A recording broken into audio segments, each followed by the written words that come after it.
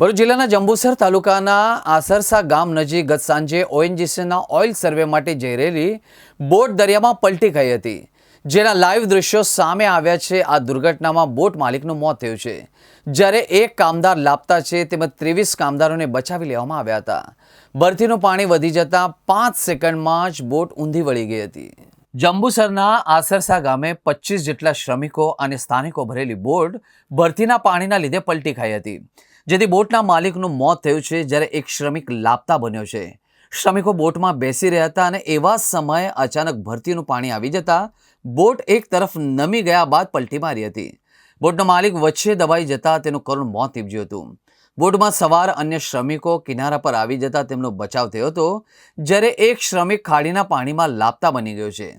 Oil and natural gas company એટલે કે ONGC Jambusar તાલુકામાંથી પસાર થતા અરબી સમુદ્રમાંથી ખનિજ તેલ અને કુદરતી ગેસનું સંશોધન કરવાના પ્રોજેક્ટ પર કામ કરી રહી છે।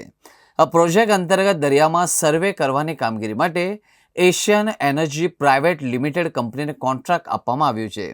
એશિયન એનર્જી પ્રાઇવેટ લિમિટેડ નામની કંપનીએ આસરસા ગામની 19 બોટ ભાડેથી લીધી હતી। આ અંગે બોટમાં સવાર ગોપાલદાસ નામના વ્યક્તિએ કહ્યું કે બોટ નીકળવાની તૈયારીમાં હતી, ત્યારે બોટ અચાનક હલવા લાગી। લંગર લેવાની તૈયારી હતી, એ દરમિયાન જ અચાનક બોટ પલટી ખાઈ ગઈ હતી। બોટમાં 10 થી 15 લોકો સવાર હતા, બધાને બચાવી લેવામાં આવ્યા હતા।